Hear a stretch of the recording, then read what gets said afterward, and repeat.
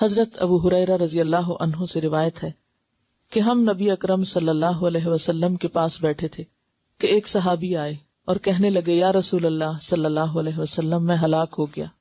نبی اکرم صلی اللہ علیہ وسلم نے پوچھا کیا بات ہے؟ اس نے کہا میں روزے کی حالت میں بیوی سے صحبت کر بیٹھا ہوں۔ رسول اللہ صلی اللہ علیہ وسلم نے پوچھا کیا تو ایک غلام آزاد کر سکتا ہے؟ اس نے کہا نہیں۔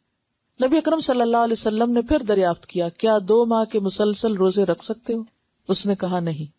نبی اکرم صلی اللہ علیہ وسلم نے پھر پوچھا کیا 60 مسکینوں کو کھانا کھلا سکتے ہو؟ اس نے عرض کیا نہیں۔ نبی اکرم صلی اللہ علیہ وسلم نے فرمایا اچھا بیٹھ جاؤ۔ نبی اکرم صلی اللہ علیہ وسلم تھوڑی دیر رکے، ہم بھی اسی حالت میں بیٹھے تھے کہ نبی اکرم صلی اللہ علیہ وسلم کی خدمت میں کھجور کا ایک عرق لایا گیا۔ عرق بڑے ٹوکرے کو کہا جاتا ہے۔ نبی صلی اللہ علیہ وسلم نے فرمایا مسئلہ پوچھنے والا کہاں ہے؟ اس نے عرض کیا میں حاضر ہوں۔ نبی اکرم صلی اللہ علیہ وسلم نے فرمایا یہ کھجوریں لے جاؤ اور صدقہ کر دو۔ اس نے عرض کیا یا رسول اللہ صلی اللہ علیہ وسلم کیا صدقہ اپنے سے زیادہ محتاج لوگوں کو دوں؟ واللہ مدینہ کی ساری آبادی میں کوئی گھر میرے گھر سے زیادہ محتاج نہیں۔ رسول اللہ صلی اللہ علیہ وسلم ہنس دیے یہاں تک کہ نبی اکرم صلی اللہ علیہ وسلم کی ڈاڑیں نظر آنے لگی۔ نبی اکرم صلی اللہ علیہ وسلم نے فرمایا اچھا جاؤ اپنے گھر والوں کو ہی کھلا دو۔ اسے بخاری اور مسلم نے روایت کیا ہے۔ یہ ہے اسلام کا حسن اور اسلام کی رعایت۔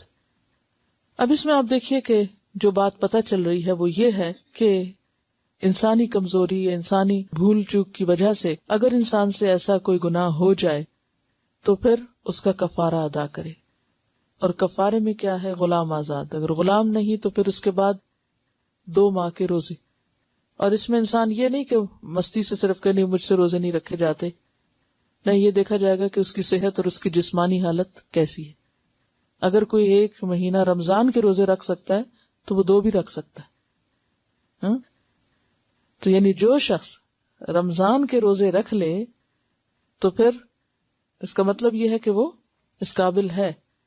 اور اگر کوئی بیمار ہے یا معذور ہے اور وہ روزے نہیں رکھ سکتا تو پھر وہ 60 مسکینوں کو کھانا کھلائے گا۔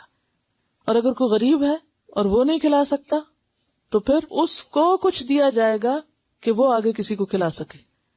اب آپ نے یہ نہیں کہا اچھا پھر جاؤ تم کچھ بھی نہ کرو، کہا بیٹھ جاؤ۔ اور بٹھایا کس لیے؟ کہ کوئی اس کی مدد کی جائے تاکہ وہ اپنا کفارہ ادا کر سکے، کیونکہ روزے کی عبادت اتنی اہم عبادت ہے کہ یہ نہیں کہ ایسے ہی انسان جان بوجھ کے توڑ دے، اس کو مذاق میں توڑ دے یا کسی وجہ سے یا مستی میں، اور پھر اس کے بعد کہ نہیں وہ تو فلاں صحابی نے ایسا کیا تھا، انہوں نے کچھ بھی نہیں کیا تھا تو میں بھی کچھ نہیں کر۔ نہیں، اس سب کے پیچھے وجہ ہے، کیونکہ انتہائی فقیر شخص تھا، لہٰذا غلام کہاں سے آزاد کرتا؟ کھانے کو نہیں ملتا تھا، اتنا کمزور ہوگا کہ 2 مہینے کے روزے بھی نہیں رکھ سکتا، اور پھر 60 مسکینوں کو کھانا کہاں سے کھلاتا جس کے اپنے گھر کھانا نہیں۔ لیکن پھر ایسے شخص کے لیے کیا کیا جائے کہ دوسرے اس کی مدد کریں تاکہ وہ اپنا کفارہ ادا کرے۔ اور پھر جب کفارہ ادا کرنے کے لیے اس کو مال دیا گیا، کھجوریں دی گئیں اور اسے کہا گیا کہ اب اس کو غریبوں پہ یا فقیروں پہ تقسیم کرو، تو اتفاق یہ تھا کہ سب سے زیادہ فقیر بھی وہ خود ہی تھا، اس کے گھر والے۔ تو پھر آپ صلی اللہ علیہ وسلم نے اس کے گھر والوں کے لیے ہی وہ کھجوریں، یعنی کفارت اس مرد کو خود دینا تھا نا، فقیر بچے تھے یا گھر والے تھے، تو اس لیے اسی کے گھر والوں کو وہ کفارے کا مال دلوا دیا گیا۔